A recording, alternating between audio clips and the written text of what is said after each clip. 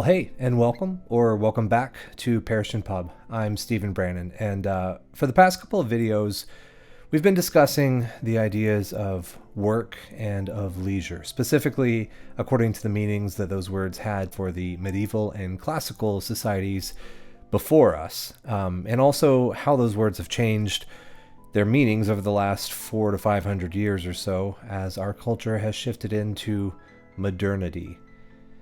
And as outlined in the philosopher Josef Pieper's book, Leisure, the Basis for Culture, true leisure, Scholé in Greek, means engaging with reality like through activities like music, art, contemplation, philosophy, in a non-pragmatic way, but rather in an openness and freedom that allows us to better and more deeply be ready for the reality that we're trying to engage with to communicate itself to us in some way, especially if it's transcendent reality.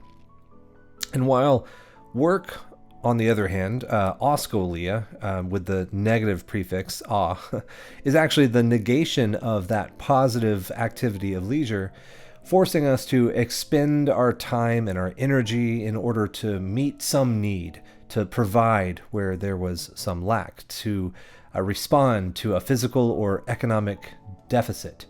It's a very utilitarian activity, and its rules are demand and supply, the pragmatic exchange of energy for resources, of effort for reward.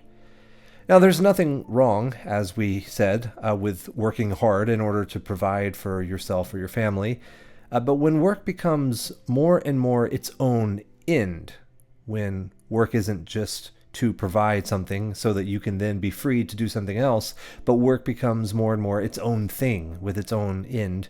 When pragmatic rules of work begin to govern every sphere of life, then every sphere of life becomes work.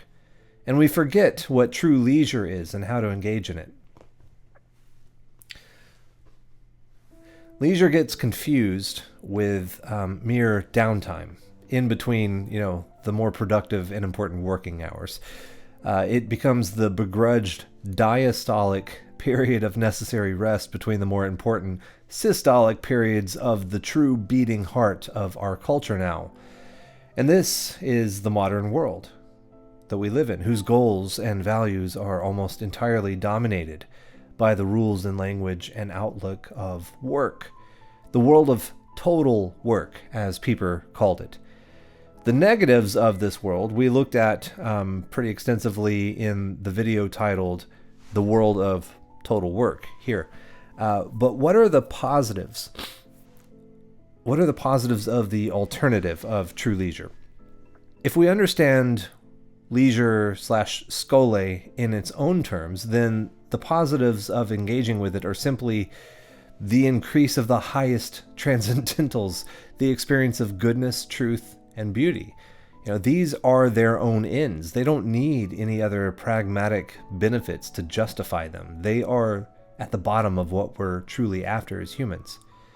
As Boethius learned while sitting in prison with all his worldly goods lost to him, philosophy, which he could only experience through leisure, was his best consolation, because truth is its own end, the highest end even. But just as the highest end, the highest good, God, in the Christian story, emptied himself and descended to the lowest places in creation in order that nothing be lost, but that he could then gather everything and lift it all back up, we should similarly deign to descend and take the time to acknowledge that there are, in fact, merely pragmatic benefits, both to us personally and to the broader society, if we were to see the world of total work diminish and the positive activity of leisure, Scholé, increase. So, in order to meet that mind captured by the work mentality, the mind functioning solely in terms of supply and demand, of safety and security, of acquisition and eternally increasing revenue, to the bankers and the billionaires, the owners and investors, and even the middle managers and the ladder climbers. I present to you now the practical benefits of recovering Scholé.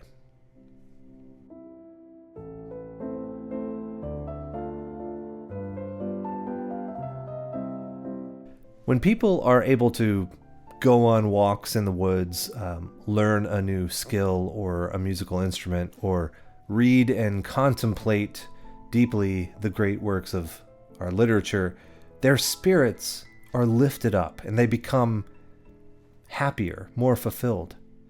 And a happier people, God forgive me, actually make a more productive workforce. I'm sorry, but it is actually true, and some people might need to hear it like this. If those gatekeepers to our access to leisure need to first understand it in economic terms, so be it. But we would all be, honestly, more energized and motivated workers and producers if that deep, integral part of us reaching for higher things wasn't constantly squashed and deprived of barely existing, much less of thriving. It's a fact that burnout leads to absenteeism, low engagement, and high turnover, all extremely costly for businesses. Did you know that actually hiring and training new employees typically costs businesses about 1.5 to 2 times the departing employee's salary? Did you know that beyond about 30 to 38 hours a week, productivity per hour drops dramatically and mistakes actually increase? But employees who are given more genuine leisure time are more focused and energetic when they do work. The economic benefit, it turns out to be a higher productive output, lower healthcare costs, more on that in a minute, and longer employee retention. Also, people with increased leisure are not only healthier and more productive, but they're more creative. So true Scholé actually fosters deep thinking, imagination, and originality, the engines of innovation, which is what makes businesses really the most valuable. So, new products, better systems, creative problem solving, they don't come from exhausted minds, but from minds that have time to wander, to reflect, to think deeply. Workers and executives who have space for contemplation and exploration actually produce more breakthroughs and innovative solutions. And this increases, of course, ultimately competitiveness, innovation, and profitability. Again, I'm sorry, these things aren't the purpose of Scholé, as we made clear in the last video, but they are byproducts, proven, tested byproducts. And these may be the only language that those solely motivated by money can actually hear. So, it's important to actually point these things out. But, even beyond that, there are more wide-ranging and societal benefits to increased leisure too. Benefits that may speak to, policymakers and those who recognize that a broadly healthy society with multiple thriving sectors is actually good for all business.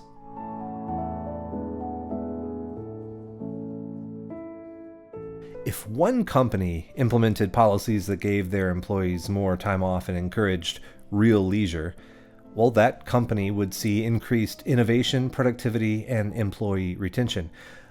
But if this became a broader trend and even was supported by policies at the state and federal levels, then there would be tangible societal benefits, long-term health, and a strengthening and fortifying of the overall economy and GDP. And one of the ways that this would come about would be through the building of stronger communities. And ultimately, if enough communities achieved this strengthening altogether, a stronger nation on the whole. So how does leisure build stronger communities? Well, with more reflection and contemplation on the things that stand above every society and above us all, a greater connection with and understanding of the immutable, objective, moral law would help us all to see what we actually have in common. It would give us context for who we are as humans and put us all in a shared space. It grants us a wider and more intimately shared sense of the transcendent and of that most intimately human thing, a shared sense of right and wrong, responsibility and connection. When we all share a common and similar understanding of what it means to be human and how to live, what results is a high trust society. This is the kind of world where people return lost wallets to the police, help the elderly across the street, let kids play outside for hours without worrying too much, and are generally more open and willing to put themselves on the line for strangers. In a high trust society, businesses flourish. Far less money is required or spent on policing crime and the judicial system. Family and social cohesion is much stronger, broadly solving, I believe, than this mental health crisis that we currently have. I think a lot of that comes down to a lack of social cohesion. Birth rates are stabilized. Overall health is better. This is what I mentioned earlier. Studies have consistently shown that there's a huge link between strong social bonds and longevity. These are just some of the practical benefits coming from a high trust society, which in turn only comes from people sharing common beliefs and values, which in turn can only truly come from their collective, deep, ongoing connection to the transcendent through leisure. Scholé. But guess what else happens when people are more connected to the higher and truer things open to them in leisure? There's the creation and resurgence of a much broader set of activities. In pragmatic and economic terms, new industries would be opened up. And these would have never had the chance to flourish if only, the STEM sectors, science, technology, engineering, and practical mathematics, dominates economics, which tends to happen when we're only interested in increasing production of things, widgets, and of enhancing our processes. Actually, the broad and expanded world that true leisure enables could also actually transform and revolutionize even the STEM industries. But beyond just those, it would open up all kinds of new business sectors too. Sectors that depend on people's interest in learning, art, philosophy, experience, education, naturalism, tourism, wellness, ministry.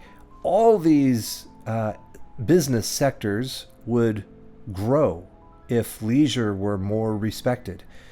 There are so many more I could list, but with this diversification of more healthy sectors ripe for entrepreneurship and investment, the overall economy becomes stronger and more fortified. New jobs are constantly being created. New markets are constantly forming. And at the end of the day, at the end of the year, an increased GDP benefits everyone. A rising tide raises all ships. So stronger and more stable communities and societies, more markets for development and investment, healthier people who require less systemic propping up by police, courts, medical expenditures. Again, these are only some of the practical benefits that begin with the simplest and yet most prudent and important policies any one company or group of companies or government could implement. Simply give people more time for true leisure and encourage that at every turn, and it benefits all of us in a sundry amount of ways.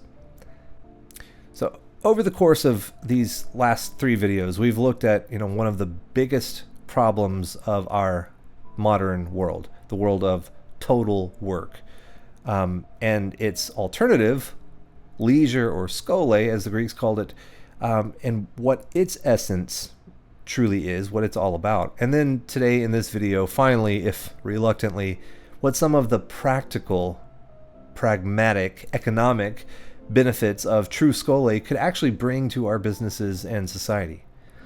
But as I said, really, there's so much more that can be said in praise of Scholé, praise that has nothing to do with the economic or pragmatic benefits that it might bring about secondarily or epiphenomenally.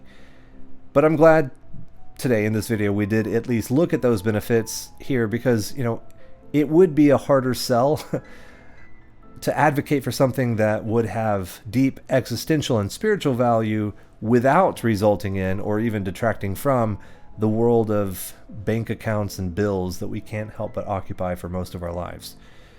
So in conclusion, we can with full confidence and enthusiasm declare that increased leisure would benefit all of us, not only at our personal level, but at the business and societal levels too. If we want to be healthy, happy, and thriving across all the dimensions of our lives, throughout everything it means for us to be human, we absolutely cannot neglect leisure. And in fact, the more we prioritize it, the better off we will be in every aspect. Is that not what we all want? Health and happiness in every aspect of our lives? Well, we have to first start by having the time and freedom to pursue reality, qua reality, for its own sake, truth, goodness, beauty.